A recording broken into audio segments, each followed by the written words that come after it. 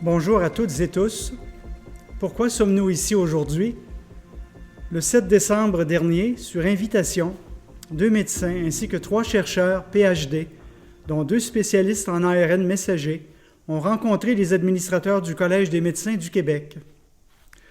Ceci faisait suite à 2 lettres précédentes où nous avions formulé nos doutes et nos craintes quant aux conséquences d'une vaccination génique sur la santé des enfants et des femmes enceintes au Québec. Pourquoi s'adresser au Collège des médecins du Québec? Collège signifie, selon le dictionnaire, une réunion de personnes ayant la même fonction, la même dignité. En l'occurrence, on parle ici de médecins. L'institution du collège appartient donc aux médecins qui ont prêté le serment d'Hippocrate et elle appartient aussi à la population du Québec, qui doit être protégée par cette institution qui est à son service. Le Collège des médecins du Québec, contrairement à d'autres instances politiques qui ont géré la pandémie COVID-19, est une institution qui est ou devrait être totalement indépendante. Plusieurs articles du Code de déontologie des médecins garantissent cette indépendance. Il nous est donc apparu que le Collège était le dernier rempart de protection, particulièrement en ce qui concerne les enfants et les femmes enceintes, devant un produit génique méconnu et non testé au préalable chez les animaux. Cette lettre qui vous sera lue est donc adressée aux administrateurs de notre ordre professionnel. Elle demande que soit respecté à la fois le Code de déontologie des médecins du Québec et le serment d'Hippocrate. Ce dernier serment se résume par la formule consacrée « primum non nocere », premièrement, ne pas nuire, ou dit autrement, le principe de précaution. Monsieur le Président du Collège des médecins, nous tenons à vous remercier de nous avoir reçus 5 d'entre nous, médecins, scientifiques et chercheurs, le 7 décembre dernier pour discuter de la gestion de la crise sanitaire COVID-19. Nous remercions également les docteurs Isabelle Tardy, adjointe à la direction, Marie-Josée Dupuis du syndic et Dr André Luyet, directeur général, pour leur écoute particulièrement attentive et professionnelle. Bien que d'entrée de jeu, vous ayez exclu la participation éventuelle de nos experts ou d'un membre de notre groupe à la formation d'un comité de réflexion, vous nous avez tout de même permis de nous exprimer sur la vaccination expérimentale des enfants et femmes enceintes du Québec. Nous notons également que vous n'avez formulé aucune opposition aux interprétations proposées lors de nos communications écrites et verbales. Vous êtes évidemment toujours invités à le faire. Entre-temps, nous croyons autorisés à poursuivre notre réflexion sur ces mêmes bases puisqu'elles sont supportées par la science. Vous nous avez souligné, Dr Godreau, que le Collège des médecins du Québec n'est pas une société savante. Mais peut-il pour autant se situer en marge de la science? Sa conduite doit-elle s'inspirer des firmes de commercialisation ou doit-elle s'inspirer des analyses scientifiques les plus rigoureuses et indépendantes qui soient? Les véritables motifs que poursuit l'industrie en matière de vaccination des enfants sont, d'une part, mettre les fabricants sous le parapluie juridique de la loi sur les vaccins en leur garantissant ainsi une immunité judiciaire totale conférée par ce statut particulier et, d'autre part, s'assurer un revenu récurrent considérable année après année en introduisant ce produit dans le calendrier vaccinal des enfants. Dans ce plan d'affaires purement mercantile, comme on peut s'y attendre d'une société à but lucratif, en aucun cas l'intérêt de l'enfant n'est pris en compte. Le Collège des médecins prendra-t-il le relais? Le Collège des médecins n'est-il pas l'ultime rempart pour garantir le bien-être et la sécurité de nos enfants? De quel côté de l'histoire, de la science et de l'éthique sur ce sujet capital touchant les enfants et les femmes enceintes du Québec, le Collège des médecins du Québec se positionnera-t-il? Chaque jour, des enfants au Québec sont injectés par un vaccin génique à ARN messager. Ce vaccin génique leur est administré sans que les parents ne soient informés de façon complète et intelligible des dangers et risques de ces produits, sans qu'on leur dise clairement qu'il s'agit là d'un produit expérimental qui n'a pas été testé chez les animaux de façon adéquate, sans que les parents ne sachent que ce produit peut affaiblir de façon durable le système immunitaire de leur enfant, sans qu'on leur dise qu'il s'agit d'un produit complètement différent des vaccins traditionnels qu'ils connaissent, sans qu'on souligne qu'environ 70 à 90 % des enfants n'en ont pas besoin, ayant déjà acquis une immunité naturelle, laquelle immunité surpasse en qualité et en durée l'immunité lacunaire conférée par le produit qui leur est offert, sans qu'on leur explique que ce produit n'a été l'objet d'aucune étude concernant leur toxicité, sans qu'on les informe que cette substance inflammatoire a le potentiel d'entraîner des dommages durables à certains organes du corps humain. L'utilisation de la thalidomide et du diéthylstilbestrol, le DES, durant la grossesse dans les années 60, avait eu pour conséquence des malformations fœtales et des cancers gynécologiques des décennies après l'administration de ces produits. Lors de notre rencontre, vous n'avez pas démenti le parallèle tout à fait opportun qu'il convient de faire entre ces produits et les vaccins géniques qui ont cours. Le Collège des médecins du Québec, qui a 150 ans d'histoire, se souvient-il de ce drame iatrogénique dont les victimes sont encore identifiables aujourd'hui? Le Collège prendrait-il le risque d'assister en spectateur à la répétition d'un drame similaire? Le Collège des médecins du Québec a-t-il été entraîné dans le sillage d'une campagne de promotion de ce produit expérimental? Si c'est le cas, aurait-il, ce faisant, suspendu ou occulté des pans entiers de son propre code de déontologie, dont le droit des citoyens à un consentement libre et éclairé? Rendant ainsi les parents et femmes enceintes du Québec inaptes à prendre une décision lourde de conséquences au nom de leur enfant bien vivant ou à naître. La compagnie Pfizer, dans le feuillet explicatif de son vaccin génique, dit ce qui suit. Il n'y a aucune donnée qui permette d'établir la sécurité de ce vaccin chez les femmes enceintes. Pourquoi alors imposer au Québec ce produit aux femmes enceintes en les gardant ignorantes de sa véritable nature? Ces substances sont injectées à nos enfants et à nos femmes enceintes par un processus irréversible, c'est-à-dire par des injections qui franchissent les barrières naturelles de protection du corps humain. Elles ont été présentées à la population comme étant des vaccins comme les autres, comme des produits sûrs et efficaces, ce qui constitue, à notre avis, une désinformation de haut niveau. On proclame haut et fort le principe déontologique de choix libre et éclairé, sans menace ni contrainte. Qui osera encore prétendre que ce principe a été respecté alors qu'on a constitué une loterie pour les enfants vaccinés, qu'on a ostracisé dans les écoles les enfants non vaccinés, qu'on a interdit à des enfants non vaccinés l'accès au sport et qu'on est allé jusqu'à menacer de refuser l'assistance médicale à des femmes enceintes non vaccinées. Les parents n'ont pas été informés des dangers de ces produits à court, moyen et long terme. Pourtant, les autorités de santé savent ou auraient dû savoir depuis longtemps que ces produits ont causé une foule d'effets secondaires, ce que tous les systèmes de détection du monde ont démontré. En février 2021, Pfizer avait colligé 1291 effets indésirables différents de son produit. Ces produits ont causé plus de morts, plus de morbidité que tous les véritables vaccins combinés en 30 ans d'utilisation. Ces violations de nombreux principes du Code de déontologie des médecins sont si flagrants et sont vectrices de conséquences si pernicieuses et judiciables pour nos enfants et nos femmes enceintes qu'elles imposent une action urgente. Une simple réflexion théorique n'est pas de mise.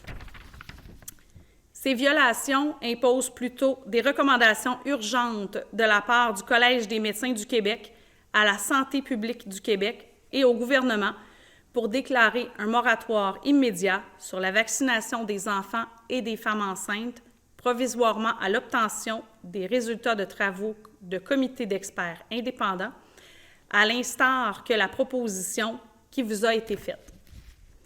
Il est nécessaire de préciser ici qu'en concordance avec le Code de déontologie des médecins, il ne doit y avoir ni conflit d'intérêts, ni même apparence de conflit d'intérêts. Par conséquent, les experts qui entretiennent des liens étroits avec l'industrie pharmaceutique devront être exclus d'emblée de tout comité indépendant statuant sur ces injections géniques. Les articles 7, 63 et 64 du Code de déontologie des médecins sont on ne peut plus explicites à ce sujet. La population a droit à une information libre et éclairée. Doit-on le rappeler? Après beaucoup de retard et sous pression, le CDC, Center for Disease Control, a finalement dévoilé en juillet 2022 les alertes de sécurité concernant les effets indésirables rapportés dans le système américain de rapport des effets secondaires, VAERS, Vaccine Adverse Events Reporting System. Un signal d'alerte est un signal qui est associé, selon toute probabilité, à l'administration du vaccin génique. Parmi ces signaux d'alerte, on note 65 signaux pour les enfants de 5 à 11 ans et 92 signaux pour ceux de 12 à 17 ans. Le déni face à de telles informations n'est plus possible. Les slogans publicitaires, tous plus rassurants les uns que les autres, vaccins comme les autres, vaccins sûrs et efficaces, myocardite rare et bénigne, immunité vaccinale meilleure que l'immunité naturelle, etc., affirmés en boucle, ne pourront nous soustraire à nos responsabilités face à la justice.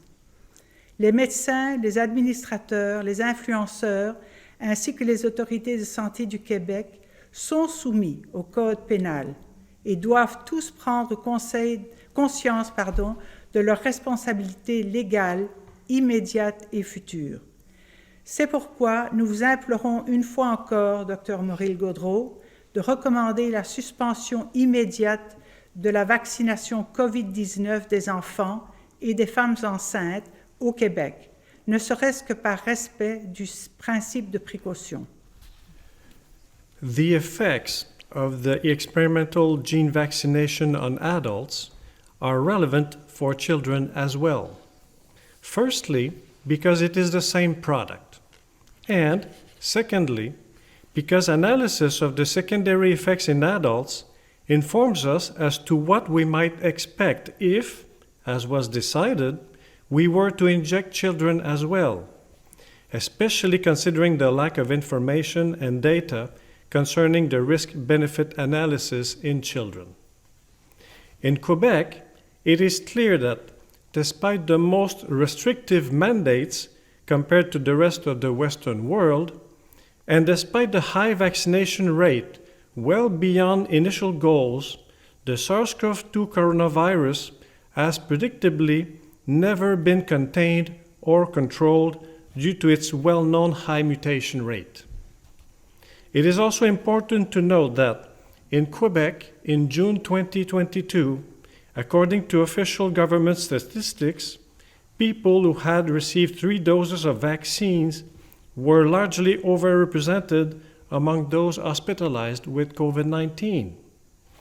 Thus, the risk for a 3-dose inoculated person to be hospitalized was 46% higher than that of a non-vaccinated person. Put another way, being fully vaccinated is a risk factor for COVID-19 hospitalization. Between July 2021 and June 2022, again according to Quebec government statistics, the risk of dying from COVID-19 was much greater if you were fully vaccinated than if you were not. These embarrassing statistics, contrary to the promotional rhetoric surrounding gene vaccination, are no longer being published here in Quebec, in the United Kingdom, and elsewhere in the Western world. These official data were communicated to us following a specific request via the Access to Information Act. We also have to question why so many European countries have now suspended the gene injection program in the under 12-year-old population. Countries such as Finland, Denmark, Sweden, Norway, Germany, Australia, the United Kingdom, and the state of Florida. Consider the following clinical and epidemiological data that raise serious concerns and leave us puzzled. 1, the significant excess deaths recorded in the under 50 age group since the introduction of the experimental vaccine. And 2, the very significant multiple security alerts that normally should have led to a suspension of this vaccination program, according to long-established FDA guidelines, Food and Drug Administration guidelines. Merely pointing out these two statistical facts would have been sufficient to cause a landslide of reactions from cohorts of journalists, fact-checkers, and doctors.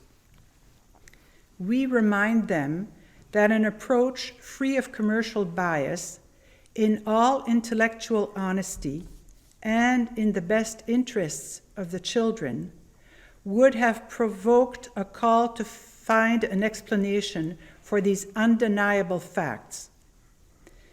If we had not sacrificed the precautionary principle and the Hippocratic oath, above all, do no harm, then these two facts alone, the excess deaths in adults as well as the security alerts, should have been sufficient to provoke an immediate moratorium of the vaccination program for pregnant women and children in Quebec. It is only a matter of time before Health Canada authorizes the inclusion of the COVID-19 bivalent vaccine into the childhood vaccination schedule, thus transforming it into a de facto obligation. It will be difficult for ill-informed parents to detect the subterfuge, all the more so as this gene therapy will likely be combined with real vaccines like measles and rubella. If this happens, you will have contributed by your inertia and passivity to a colossal fraud with serious, potentially damaging consequences in the years and decades to come that will affect an entire generation and perhaps multiple generations. According to the Quebec Public Health Act, Quebec politicians have been and are responsible for the management of the quote-unquote pandemic. We understand that politicians are the target and focus of relentless lobbying by marketing firms such as McKinsey, and by various pharmaceutical companies. Politicians feel they must ensure that the many pharmaceutical company head offices remain in Quebec and that Moderna gets established in Laval in order to preserve well-paid jobs. Therefore, only a politically independent body, such as the Quebec Medical College, dedicated and mandated to protect the public and, in some ways, the public's ultimate guardian, can act without any interference for the well-being of children. This duty to protect children and pregnant women, Dr. Gaudreau, is ultimately your responsibility. We must not allow the experimental technology to sidestep all the institutions and mechanisms in place to protect the public, despite the best efforts of the manufacturers and marketing firms. We must ensure that the pharmaceutical industry can neither evade nor avoid all the steps necessary in order to ensure the safety of any product before its release, especially a product potentially destined to be part of the permanent vaccine schedule and injected into all children. We must also ensure that parents have adequate information in order to be capable of giving fully informed and non-coercive consent for any therapy destined for their child. Dr. Gaudreau, when working in a position of service to the public, a position of great responsibility, there comes a time in that person's career when he or she is called upon to make a decision that requires courage and integrity, a decision where the public safety and well-being are paramount and are the major considerations. That decision, Dr. Gaudreau, must be to call for a moratorium of the gene vaccination of pregnant women and children immediately.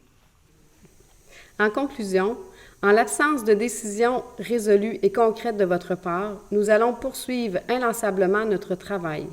Nous sommes des professionnels ayant bénéficié d'une éducation de haut niveau, laquelle éducation ne saurait être dissociée d'un devoir de service et de protection de la population.